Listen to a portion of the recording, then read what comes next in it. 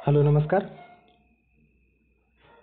या व्हिडिओत आपण राज्यसेवा पूर्वपरीक्षा 2024च्या अनुषंगाने इकॉनॉमिक्स विषयासंदर्भात ज्या काही अभ्यास पद्धती ज्याला आपण स्ट्रॅटर्जी असे म्हणतो ते पूर्वपरीक्षेच्या दृष्टीने आपली स्ट्रॅटर्जी कशा स्वरूपाची असायला हवी, त्याच्यानंतर कुठले टॉपिक महत्त्वाचे आहेत आणि कुठल्या टॉपिकला आपण स्किप करू शकतो, त्या दृष्टीने हे व्हिडिओ तयार करण्याचा एक हेतू आहे.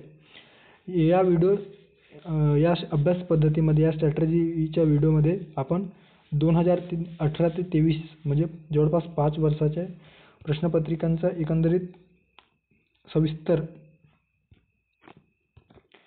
ॲनालिसिस केल्याच्या नंतर आपण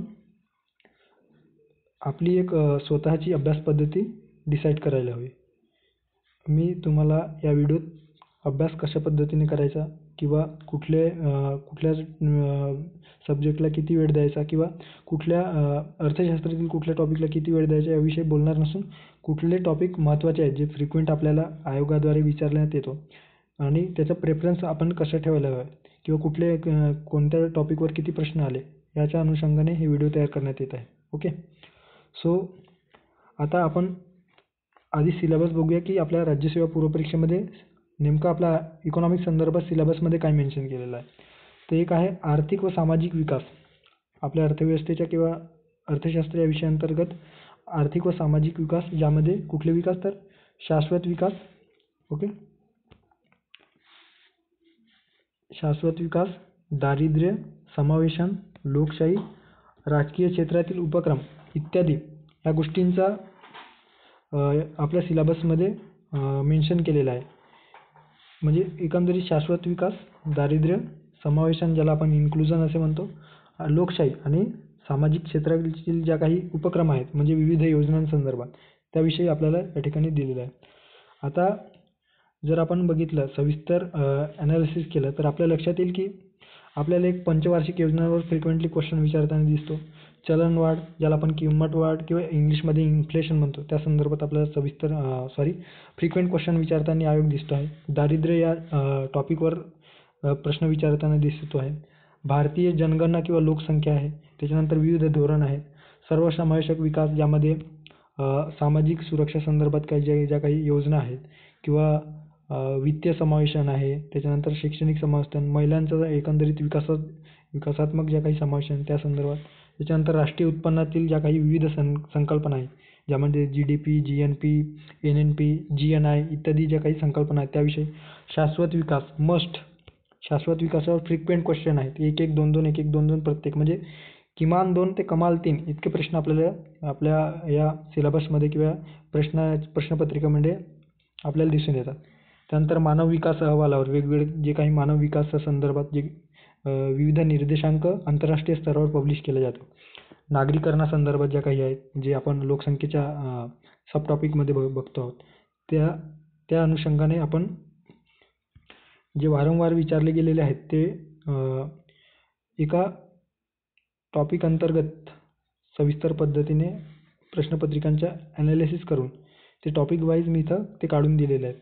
आपण इथं बघू शकता दारिद्र्य आहे, परत चलनवाढ, त्याच्यानंतर दारिद्र्य मोजमाप ज्या काही समिती आहेत, त्याच्यानंतर सर्वसमावेशक वृद्धी आहे.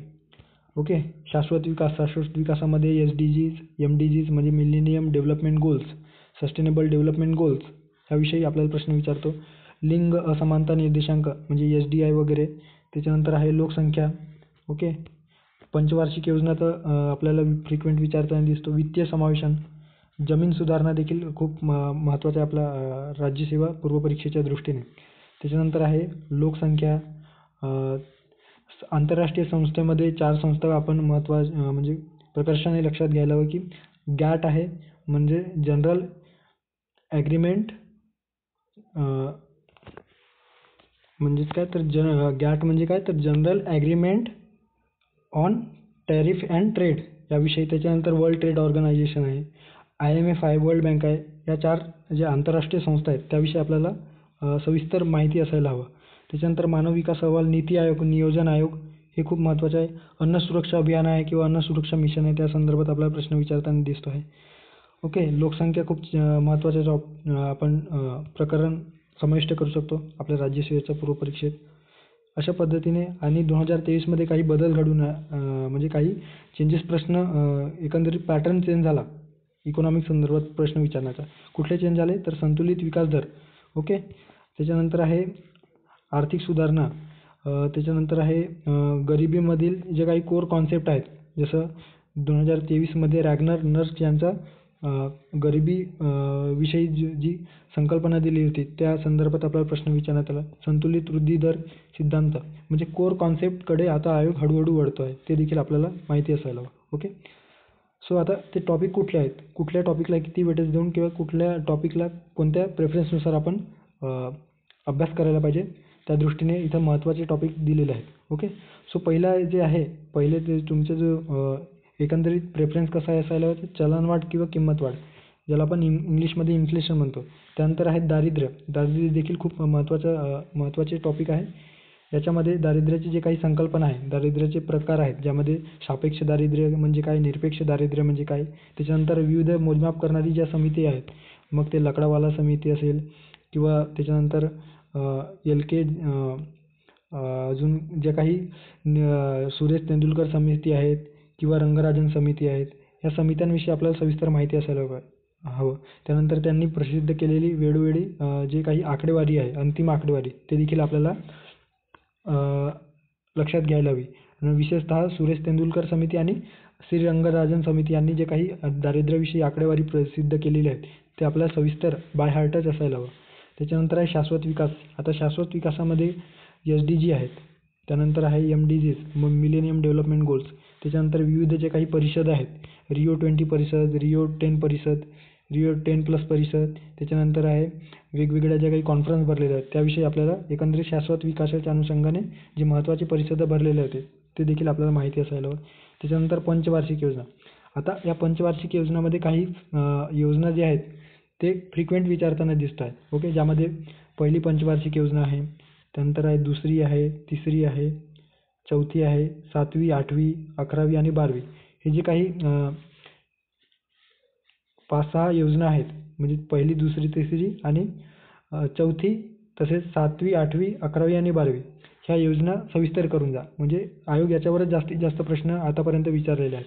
नियोजन आयोग संदर्भात जे काही बेसिक आहे, त्यानंतर नीती आयोग आणि राष्ट्रीय विकास परिषद यांची स्थापना कधी झाली, त्यांचे एकंदरीत काम काय आहे, ते घटनात्मक आहेत का बिगर घटनात्मक संस्था आहेत, त्याविषयी आपल्याला माहिती असायला हवं. त्याच्यानंतर जो आपला टॉपिक असणार आहे तो राष्ट्रीय उत्पन्न. आता या राष्ट्रीय उत्पन्नामध्ये ज्या काही विविध संकल्पना आहेत, ज्यामध्ये GDP आहे, GNP आहे, GNI आहे, NNPs आहे, ओके. तर ह्या जे काही संकल्पना आहेत ते संकल्पना आपल्याला माहिती असायला हवी, ओके. या संकल्पनेवर देखील आपल्याला वारंवार प्रश्न विचारताना दिसून येतो. त्यानंतर आहे मानव विकासासंबंधी ज्या काही विविध निर्देशांक आंतरराष्ट्रीय स्तरावर पब्लिश केले जातात, मग ते वर्ल्ड बँक असो की UNDP असो किंवा इतर काही IMF सारख्या संस्था असो, ते आपल्याला माहिती असायला हवी. ज्यामध्ये ह्युमन डेव्हलपमेंट इंडेक्स, त्याच्यानंतर आहे human poverty index, gender inequality index, multi dimensional poverty index, असे जे काही विविध निर्देशांक आहेत ते आपल्याला माहिती असायला हवं. त्याच्यानंतर सर्वसमावेशक विकास म्हणजे काय, इन्क्लुझिव्ह डेव्हलपमेंट, याच्यामध्ये विविध योजनांचा समावेश होतो. आणि सर्वसमावेशक विकासामध्ये वित्तीय समावेशन झालं, त्याच्यानंतर शैक्षणिक समावेशन आहे, शैक्षणिक योजनांचा समावेश होतो त्याच्यामध्ये. त्यानंतर सामाजिक क्षेत्रातील ज्या काही हेल्थ संदर्भातील ज्या काही समावेशक विकास आहेत त्याविषयी, ज्यामध्ये पेन्शन संदर्भात, त्याच्यानंतर कामगार आहे, शिक्षण आहे, ओके. त्यानंतर महिला व बालक, तसेच वृद्ध व दिव्यांगांसंदर्भात ज्या काही योजना आहेत किंवा त्यांचे जे बेसिक आहेत, धोरण आहेत, ते आपल्याला लक्षात घ्यायला हवं. जनधन योजनासारख्या ज्या काही योजना आहेत, श्रमयोगी योजना, त्याच्यानंतर किसान सन्मान योजना, ह्या योजना आपल्याला बाय हार्टच किंवा या योजनांसंदर्भात एकंदरीत बेसिक माहिती असायला हवी. त्यानंतर लोकसंख्या, खूप महत्त्वाचा टॉपिक आहे लोकसंख्या किंवा ज्याला आपण जनगणना, याविषयी आपल्याला माहिती असायला हवी, ओके. याच्यामध्ये वृद्धी दराचा विचार, आपले जे दशवार्षिक वृद्धी दर किती आहे, 2001मध्ये किती होता, 2011मध्ये किती आहे, ते आपल्याला माहिती असायला हवी. लिंग गुणोत्तर, एकंदरीत लिंग गुणोत्तराचा जेव्हा आपण जनगणना की लोकसंख्येचा विचार करतो तेव्हा भारत आणि महाराष्ट्र अशा दोन्ही घटकांचा अभ्यास करणं गरजेचं आहे. त्याच्यानंतर जमीन सुधारणा. आता या जमीन सुधारणेमध्ये जे काही बेसिक आहेत की जमीन सुधारणेची एक पार्श्वभूमी कशी तयार झाली, ओके. स्वातंत्र्यानंतर कुठली समिती जमीन सुधारणा संदर्भात गठीत करण्यात आली होती, त्याविषयी देखील आपल्याला माहिती असायला हवं. याच्यावर देखील आपल्याला प्रश्न विचारल्याचे दिसून येतात. त्याच्यानंतर केंद्र सरकारचे जे काही विविध धोरणे आहेत, ओके, किंवा अभियान आहेत, जसे अभियानामध्ये आपण अन्न सुरक्षा अभियान झाला, त्याच्यानंतर आहे अन्न सुरक्षा जे काही कायदे आहेत त्याच्या संदर्भात आपल्याला प्रश्न विचारल्याचे दिसून येतो. आरोग्य धोरण आहेत, युवा धोरण आहे, त्याच्यानंतर आहे लोकसंख्या धोरण आहे 1976 आणि 2000चे. यावर सातत्याने प्रश्न विचारल्याचे आपल्याला दिसून येतो. आणि थोडा म्हणजे कमी महत्त्वाचा जे काही टॉपिक आहे त्याच्यामध्ये पायाभूत विकासावर ज्या काही योजना आहेत आपल्या देशामध्ये, भारत निर्माण झालं, भारत निर्माणसारख्या योजना, पुरा प्रतिमान काय होतं त्याविषयी, अन्न सुरक्षा जे काही अन्न सुरक्षेसंदर्भात जे काही महत्त्वाची योजना आहेत किंवा अभियान आहे त्या संदर्भात, आणि जे काही आपले या 2 वर्षामध्ये किंवा 2-3 वर्षामध्ये आर्थिक घडामोडीमध्ये कुठल्या मेजर बदल घडून आले, मग ते कायदेसंदर्भात असतील किंवा सोबतच कायदेसंदर्भात असो की एखाद्या बँकिंग संदर्भात असेल किंवा वेगवेगळे जे बँकिंगचे जे काही RBI द्वारे जे काही निर्णय घेतले गेले असतील त्या संदर्भात, किंवा एखाद्या योजनेला 10 वर्ष पूर्ण झालेले असतील, त्याची अचिव्हमेंट किती आहे, ती योजना कधी सुरू होईल त्याविषयी. आणि एक टॉपिक अजून ॲड करा याच्यामध्ये, तर ते आहे आंतरराष्ट्रीय संस्था. आता आंतरराष्ट्रीय संस्थेमध्ये 4 संस्था लक्षात ठेवा. गॅट, ओके, गॅटविषयी प्रश्न विचारला जातो. त्याच्यानंतर आहे WTO, म्हणजे दोन्ही संस्था एकमेकांशी अलाईन आहेत, ओके, हे 2 संस्था. आणि सोबत एक आहे IMF, ओके, ब्रेटन वूड परिषदेनुसार स्थापन झाली होती. आणि वर्ल्ड बँक. या वर्ल्ड बँक, IMF हे जे काही संस्था आहेत, आंतरराष्ट्रीय संस्था, याविषयी आपल्याला माहिती असायला हवी, ओके, किंवा त्याचा अभ्यास असणे गरजेचं आहे. सो अशा पद्धतीने आपण बघू शकतो की जे काही 12-13 टॉपिक्स आहेत आणि कमी वेळेमध्ये ते आपलं होऊन जातं. म्हणजे साधारणतः जास्तीत जास्त 15 दिवसामध्ये ते आपले इकॉनॉमिक्सचा जो सिलेबस आहे तो कंप्लीट होऊन जाईल. आणि मिनिमम किती तर 13 ते 14 मार्क्स आपण या इकॉनॉमिक्समध्ये घेणे गरजेचं आहे, ओके. आपला अभ्यास ह्या दृष्टीने असायला पाहिजे.